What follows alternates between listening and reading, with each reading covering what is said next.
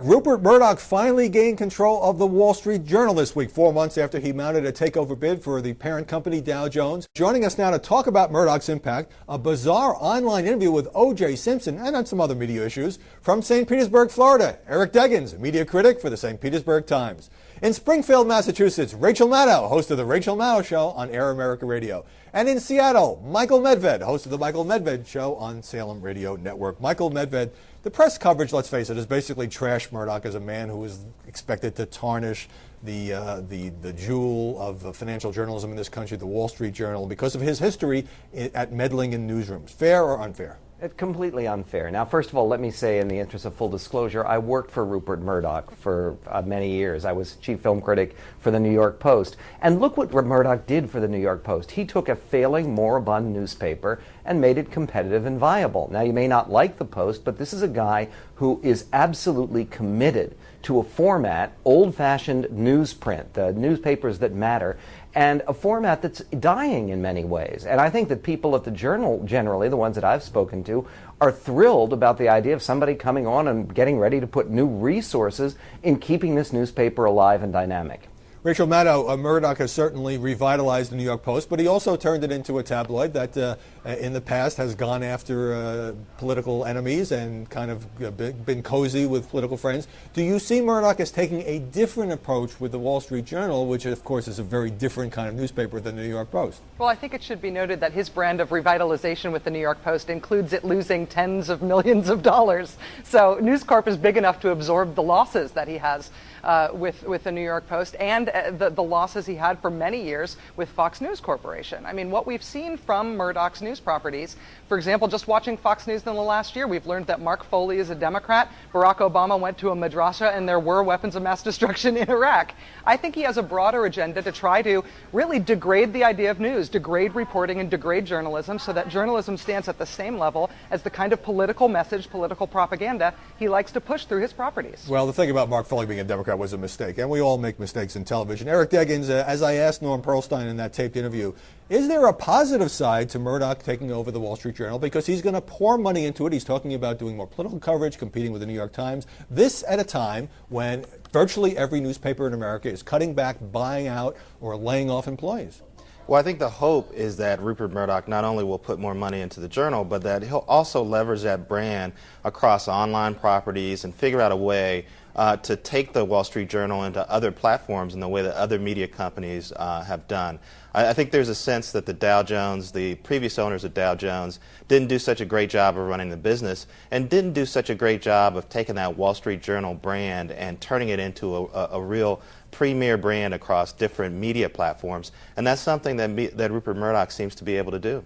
Michael Medved, do you want to respond to Rachel Maddow's observation that the New York Post, while it attracts a lot of attention and its circulation up, still loses lots of money? Yeah, and you know, has been accused, accurately in my view, of playing favorites on the political scene. Well, again, I think the New York Times does the same thing. It also plays favorites. The point about, not to compare the New York Times to the New York Post, the point about this is that circulation is up. Nobody has really figured out how to make a newspaper, an old-fashioned newspaper, a money-winning proposition right now. The important thing about News Corp is that there are enough deep pockets which are generated not by Fox News but by Fox Entertainment Network. And if you look at Fox Entertainment Network, which I don't particularly like, by the way, it's very tough to discern a political agenda in Fox Motion Pictures or the Fox Entertainment Channel as opposed to the news channel. So the idea that somehow Rupert Murdoch is always, in all of his properties, or like the Sunday Times of London, going to impose his heavy editorial hand, I think that's a canard and it's not fair. And if you look at the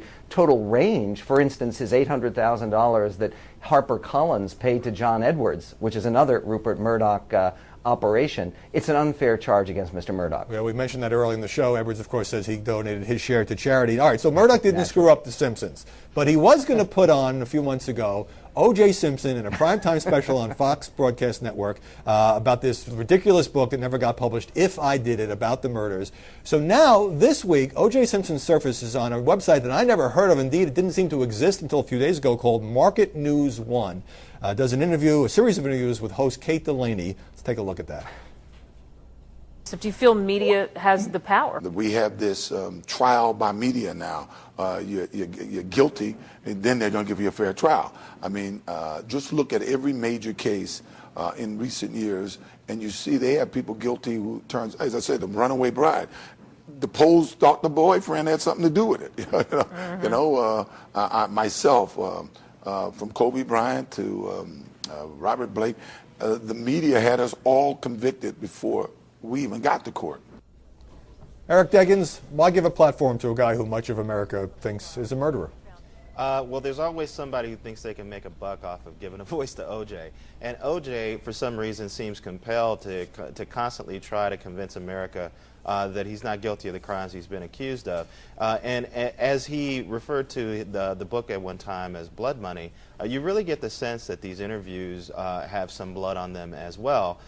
People presenting him in mostly friendly interview forums so they can make money and so he can get out his message relatively unfiltered. It's all sort of distasteful. Friendly interview forums. Let's take a look at one of the questions asked by the interviewer, Kate Delaney.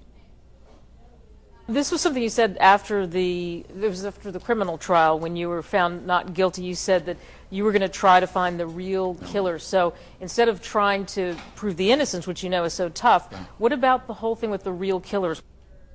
Rachel Maddow, what about the whole thing with finding the real killers? I have to say, it gives me so much hope for American journalism to know that where O.J. Simpson is being interviewed is on mn1.com. I mean, let him put his own interviews out on YouTube, let him self-publish whatever he wants to self-publish. It makes me happy that those are the kinds of forums that he has to go to in order to get his voice across. I think it's hopeful. Michael Medved, has he successfully been marginalized by the media, or what did you make of this whole spectacle? Well, first of all, let's go back to Rupert Murdoch. He fired Judith Regan because of her involvement with this O.J. If I Did It book. Oh, come on. He fired her after there was a huge uproar that was that even involved Fox News commentators people were revulsed at the fact that the book and television project had been greenlighted in the first place. No, correct. And greenlighted by somebody who had been... So the point being that even, if you will, on Fox News, in the world of the New York Post, in the world of what people would see the unseemly side of News Corp, there are some standards, and I think that O.J. exemplifies them. I mean, the point about this is that... Michael, come on, there are standards, but picking Rupert Murdoch out as the gatekeeper of those standards... Oh, no, Rupert I'm not... Murdoch, the naked ladies in the paper every day guy? Come on, Michael, okay, not in the Sunday Times of London, usually. But, well, he's getting close to it. It used to be a great paper. And it won't be in the Wall Street Journal either. But the point about O.J. in this interview is that I think some of the questions that came in were actually hilarious. I mean, people asking about how he played for all those years for the San Francisco 49ers and did he kill Bill Walsh? It was very, very distasteful, but this is a freak show. And one of the things about internet broadcasting, such as it is a lot of it's freak show stuff. Let me give a brief answer from each of you, because it's amazing to me. I pick up the papers this morning, and there are front page pieces on Judith Giuliani, on Jerry Thompson, Fred Thompson's wife. We talked earlier to Judy Backrack, who profiled Judith Giuliani for Vanity Fair. What do you make of all of the coverage the media is lavishing on these women who are married to the candidates? Rachel Maddow. I think that being first lady or first spouse or first man friend, whatever we'll call Bill, I think it is actually a very public position. It's an important position. They sent Laura Bush to Minneapolis this week to say that there were happy points within that tragedy. It's a role that we need to know something about the person who's going to play it. I feel differently about presidential kids, but presidential spouses, it's an important job. Eric Deggans.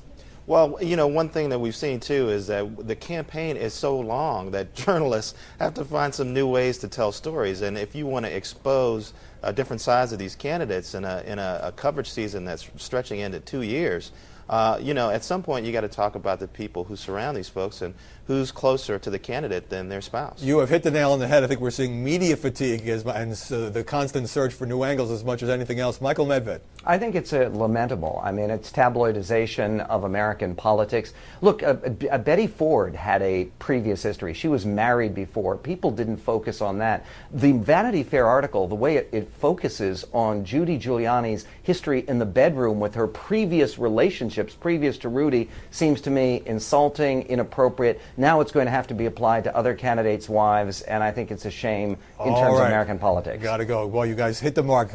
Michael Medved, Rachel Maddow, Eric Deggans, thanks for joining us.